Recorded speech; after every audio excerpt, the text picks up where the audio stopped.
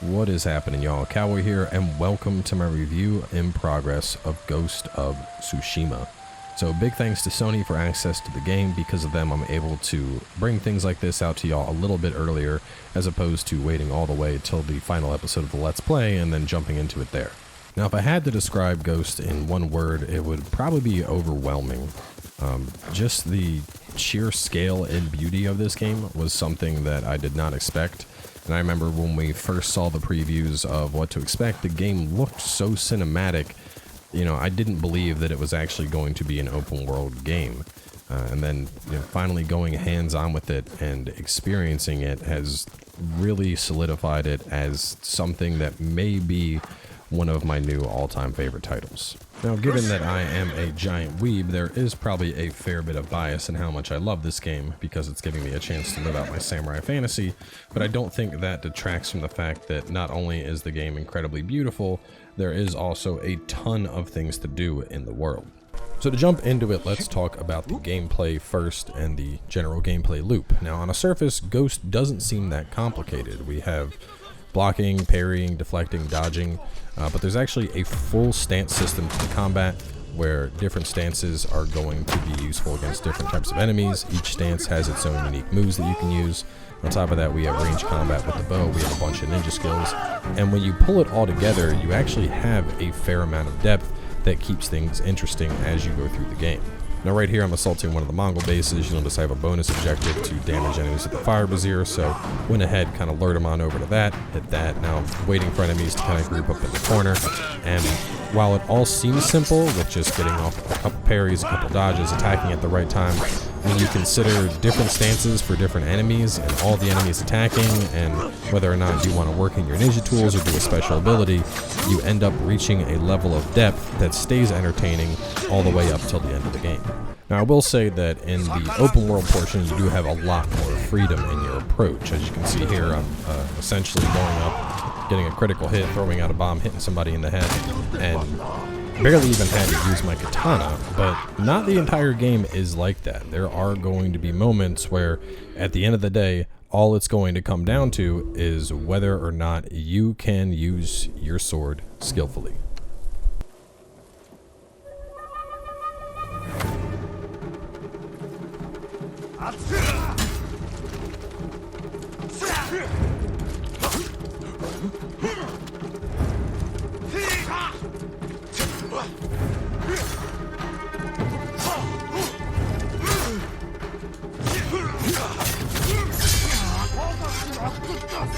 Now moving on from the combat, let's talk about the world itself, because that is probably the most enjoyable part of the game for me. The world and the design and the visuals are absolutely breathtaking.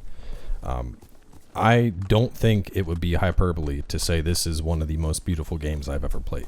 Whether it's the lush green countrysides or the flowing grass or the areas that are just filled with wildflowers, like, the game just absolutely exudes beauty. Everywhere you look, the game is a cinematic masterpiece. And while this honestly feels like I'm kind of punching down here, especially after playing AC Valhalla and then coming back to playing Ghost, I can't help but feel that these games are like in two completely different leagues, even though one is releasing now and the other is like 6 months away. Like, what we are seeing here with Ghost, this is, in my opinion, what open world games need to look like moving forward, where it's just stunning. Everywhere you look, it is stunning. Now, while there is a lot that I loved about the game, there were a couple of things that I thought could be improved. In particular, we use R2 for every single action in the game. So mounting our horse, getting into the hot spring, picking up loot, whatever the case is. Here's a good example where I was hitting R2 to get on the horse, and instead my character jumped back on into the hot spring. So, there are going to be instances like that. I think it's just kind of the nature of having a one-button system. And while you are going to run into the odd instance here or there where that might happen, for the most part, I do think it works fine. Running through bases and hitting R2 to just snag up loot, whether it's in the tent or in the body or whatever the case is. I didn't really ever have an issue using it for that purpose. Beyond that, because of the semi-cinematic nature of the camera in fights, there are a couple times in combat where you're essentially just kind of backed up into something and there's no transparency on that object, and it kind of ends up making the fight a little bit more difficult than it could have been, just because you don't have as much situation awareness. But at the same time, a lot of these instances can be resolved by, you know, just backing up, getting out of the way, repositioning, which is all standard stuff that more than likely you're going to be doing in combat anyway. Besides that, the only other real fault, if you can even call it that I have of the game is there is a point where taking over enemy bases just kind of becomes monotonous, almost like you're just going through the motions. You know, the combat does help to keep things entertaining, but as with any open world game where there's bases that you can take over, at some point you're just going to kind of go through the motions on capturing that base. You're going to go in, you're going to kill the leader, you're going to do the bonus objective, and you're going to move on with your day. But despite very minor gripes about it, I don't think any of the issues I had with the game are enough to actually subtract from how much fun I'm having with this game. In fact, I would go as far as to say that from what I have played so far, this is probably going to be my choice for Game of the Year. Now, for those of you that follow the channel, you know I go through a lot of games, and honestly, up until Ghost, my choice probably would have been Nioh 2. I mean, I love everything about Nioh 2, the Soulsborne type combat, the Diablo type looting, the overall samurai aesthetic, and I've actually fallen more in love with Ghost than I was in love with Nioh. I still love Nioh a lot, but having a game like this, having this scale of an open world with the overall samurai feel is something that I have wanted for so long. So much so that honestly the only thing I can really compare this game to that would do it justice would be The Witcher 3 Wild Hunt.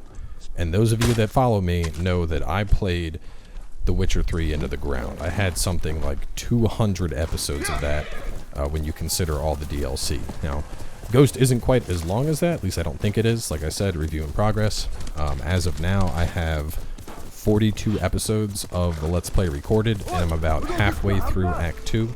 I believe there's 3 acts, so all in all, I would guess that this game probably clocks in somewhere in the range of about 60 hours, which I think is plenty suitable for an RPG, so definitely lots of content to appreciate in it. But all in all, I mean, this has been an experience that I just cannot stop playing. Now, the last thing I want to touch on before I wrap up, which honestly I haven't spent too much time with, but the camera system in this game is probably one of the coolest things I've experienced in a while. You can essentially pause the game at any given point and tweak a huge variety of factors. You have, you know, roll, depth of field, particle effects, environmental effects, time of day, all this stuff. And you can essentially just create incredibly amazing screenshots of the content in game. So what it ultimately comes down to is if you were looking for a large-scale open-world samurai RPG, Ghost will absolutely hit the mark in that regard. If the idea of living out your fantasy as a samurai traveling through Japan is something that you touch yourself to, Ghost will be the game that gets you off. This game has been amazing every hour I've spent in it, and when I'm not playing it and I'm playing something else, most of the time I'm just wishing I was going back and playing more Ghost. So on that note, we are going to wrap things up. I do want to reiterate that this is not a review of the entire game. I'm roughly about halfway through Act 2 at the moment. There's 3 acts, so I'd say basically halfway through the game. For a more comprehensive review, I'd suggest you check out Carrick of ACG. A good friend of mine, does really good game reviews. It's his main thing on his channel. I think he is one of the better folks in the business when it comes to kind of breaking down games and giving really good, as objective as a review can be. I think he does an excellent job at it. So beyond that, I do have a lot of other content for Ghost in the works. The Let's Play series will start up on Thursday with 4 episodes and then 3 episodes a day after that. I also have a starter guide that's going to cover basically everything you could ever want to know to get started in this game. That will also be spoiler free as well, but it will be covering all the combat basics, what tools I'd recommend, stances that I recommend, all that jazz. So make sure to tune into that for a more in-depth look at the game itself. But otherwise, thanks for coming on by and checking out the review. Hopefully this helped a couple of you decide whether you want the game or not. And besides that, thanks for watching, and I'll see you in the comments section.